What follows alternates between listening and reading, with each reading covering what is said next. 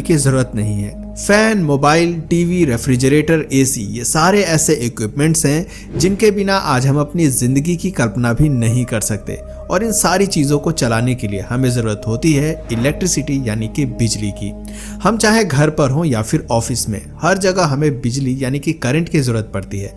दोस्तों, एक ज़माना था जब लोग दिए की रोशनी में अपनी ज़िंदगी बिता लेते थे, और एक आज का समय है यदि महज 12 घंटे के लिए भी आज बिजली चली जाए तो चारों तरफ हाहाकार मच जाएगा। बड़ी बड़ी फैक्ट्रियां चलनी बंद हो जाएंगी, बड़े बड़े मशीन्स काम करना बंद कर देंगे, इवन हमारे रोजमर्रा के इक्विपमेंट्स भी डेड हो जाएंगे। ऐसे में ये कहना गलत नहीं होगा कि आज के समय में रोटी, कपड़ा और मकान की तरह ही बिजली भी लोगों की बेसिक नीड बन चुकी है। पर यहाँ सोचने वाली बात यह है कि जो चीज़ हमारी लाइफ के लिए इतनी ज़्यादा ज़रूरी है, उस चीज़ का आविष्कार किसने किया, किसने इलेक्ट्रिसिटी यानी बिजली का इन्वेंशन किया, और सबसे ज़रूरी कब किया। दोस्तों, अगर आप भी इलेक्ट्रिसिटी के इतिहास के बारे में जानना चाहते हैं और अपने ज्ञान को बढ़ाना चाहते हैं तो इस वीडियो में हमारे साथ अंत तक बने रहिएगा। दोस्तों, यहाँ सबसे पहले तो हमें ये जानने की ज़रूरत है कि इलेक्ट्रिसिटी का आविष्कार नहीं बल्कि उसकी खोज हुई थी। खोज और आविष्कार में एक बहुत बड़ा डिफरेंस होता है जिसे लेकर अक्सर लोग कंफ्यूज रहते हैं, पर आज के इस वीडियो में हम आपके इस कंफ्यूजन को भी हमेशा के लिए दूर कर देंगे। दोस्तों, जो चीज़ नेचर में पहले से मौजूद है और उसे जब किसी इंसान द्वारा खोजा जाता है तो उसे साइंस में खोज कहा जाता है। जैसे फायर, ये हमारे नेचर में पहले से ही मौजूद है और बाद में आदि मानव ने इसे खोज निकाला था। लेकिन जब कोई चीज़ नेचर में पहले से मौजूद नहीं हो और उसे किसी इंसान के द्वारा बनाया जाए तो उसे इन्वेंशन यानी कि आविष्कार कहा जाता है, और जो आविष्कार करता है उसे हम साइंटिस्ट कहते हैं। अगर बात इलेक्ट्रिसिटी यानी कि करंट की करें तो ये तो नेचर में पहले से मौजूद था, इसलिए ये कहना गलत होगा कि इलेक्ट्रिसिटी का इन्वेंशन हुआ है, क्योंकि इलेक्ट्रिसिटी की तो खोज हुई थी। वैसे यहाँ ध्यान देने वाली बात यह है कि इलेक्ट्रिसिटी की भले ही खोज हुई हो, लेकिन आज हम जिस अल्टरनेटिंग करंट यानी कि एसी करंट का इस्तेमाल अपने घर, ऑफिस में करते हैं, उसका आविष्कार हुआ था। फैन, टीवी, रेफ्रिजरेटर, इन सारी चीज़ों को चलाने के लिए जिस करंट का इस्तेमाल किया जाता है वो अल्टरनेटिंग करंट है। पर जो करंट आज हमें बैटरी से मिलता है वो डीसी करंट यानी कि डायरेक्ट करंट होता है। हमारे साइंटिस्ट ने डीसी करंट की ही खोज की थी। बाद में डीसी करंट को ध्यान में रखकर अल्टरनेटिंग करंट का इन्वेंशन किया गया था। और आपको ये भी पता होना चाहिए कि ये सभी खोज और इन्वेंशन किसी एक इंसान के द्वारा नहीं किए गए हैं, बल्कि ये अलग अलग समय में अलग अलग लोगों के द्वारा किया गया है। और अगर समय काल की बात करें तो 2700 बीसी पहले तक लोगों को सिर्फ इतना पता था कि कुछ मछलियां ऐसी होती हैं जिन्हें छूने से झटके का एहसास होता है, लेकिन वो लोग इस बात से अनजान थे कि वो झटका असल में करंट का ही एक रूप है। लोगों का ध्यान करंट की तरफ 600 बीसी में गया जब थेल्स नाम के एक साइंटिस्ट ने कांच के एक टुकड़े और रेशम के धागे की मदद से इलेक्ट्रिसिटी की खोज की। उन्होंने अपने इस एक्सपेरिमेंट के लिए कांच के एक टुकड़े को कुछ देर तक रेशम के धागे पर रगड़ा, और फिर जब वो कांच के टुकड़े को कागज के टुकड़े के पास ले गए तो उन्होंने पाया कि उस कांच के टुकड़े में एक खास तरह की पावर आ गई है। वो बेहद ही हल्की वस्तु कागज को अपनी तरफ आकर्षित कर रही है।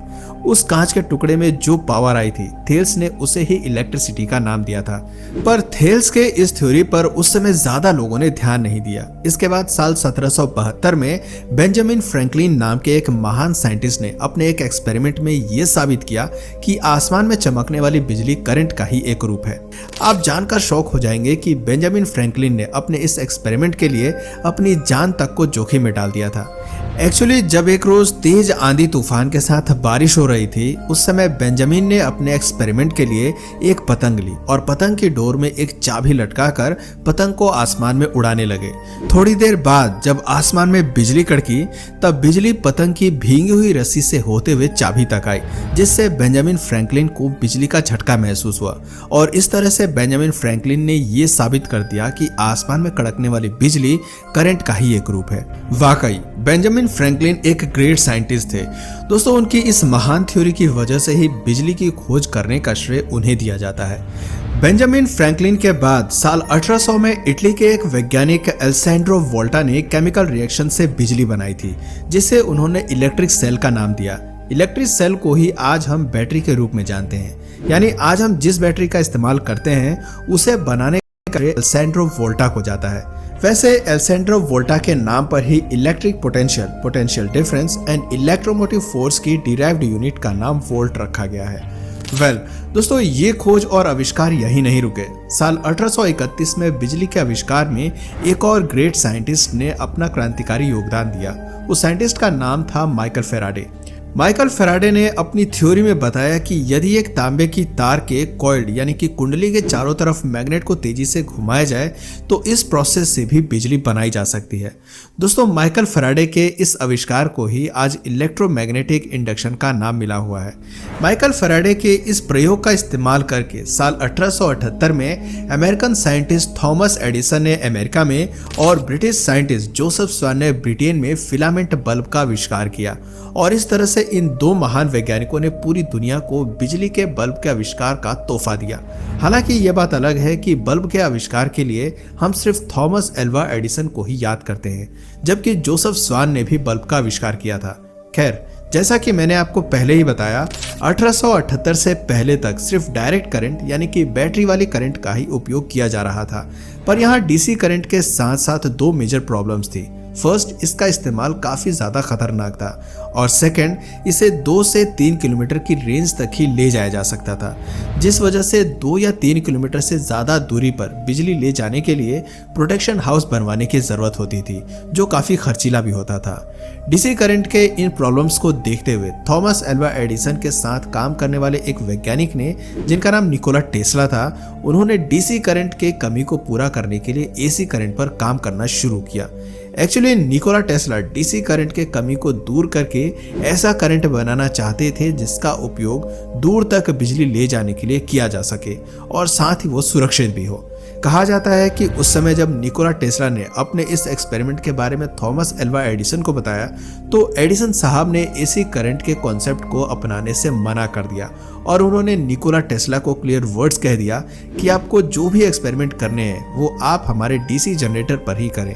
एसी करंट के कॉन्सेप्ट के लिए हम कुछ भी अलग से नहीं करने वाले हैं। उस समय थॉमस एल्वा एडिसन का ये रवैया निकोला टेस्ला को अच्छा नहीं लगा, इसलिए उन्होंने एडिसन की कंपनी छोड़ दी और वो अकेले ही एसी जनरेटर और एसी मोटर के थ्योरी कॉन्सेप्ट पर काम करने लगे। निकोला टेस्ला की मेहनत रंग लाई और उन्होंने 1887 में एसी करंट का आविष्कार करके पूरी दुनिया को चौंका दिया। निकोला टेस्ला के द्वारा आविष्कार किया गया एसी करंट को वायर की हेल्प से लंबी दूरी तक ले जाया जा सकता था और वो भी बिल्कुल सुरक्षित तरीके से। दोस्तों, अब तो आप समझ ही गए होंगे कि बिजली के खोज से लेकर उसके आविष्कार तक कई सारे वैज्ञानिकों ने अपने थ्योरी और कॉन्सेप्ट पर काम किया और उन्हीं की मेहनत का ये नतीजा है कि आज हम अपने घर में बैठे बैठे कंप्यूटर, फोन, लैपटॉप, पंखा, फ्रिज, एसी जैसे कई इलेक्ट्रिसिटी से चलने वाले इक्विपमेंट का इस्तेमाल बस एक स्विच दबाकर कर सकते हैं। भारत में बिजली का आविष्कार कब हुआ? दोस्तों, भारत में अगर बिजली के आविष्कार की बात करें तो आपको जानकर हैरानी होगी कि भारत में बिजली का आविष्कार आज से हजारों साल पहले ही हमारे ऋषि मुनियों ने कर दिया था। जी हाँ, भारत में बिजली का आविष्कार एक बैटरी के रूप में हुआ था। भारतीय इतिहास के वैदिक ग्रंथों के अनुसार दुनिया की सबसे पहली बैटरी महर्षि अगस्त्य द्वारा बनाई गई थी। जिन्हें महर्षि अगस्त्य के बारे में नहीं पता, उन्हें बता दें, महर्षि अगस्त्य के भाई का नाम विश्रवा था और विश्रवा कोई और नहीं बल्कि रावण के पिता थे। खैर, वापस से हम अपने टॉपिक पर आते हैं। महर्षि अगस्त्य ने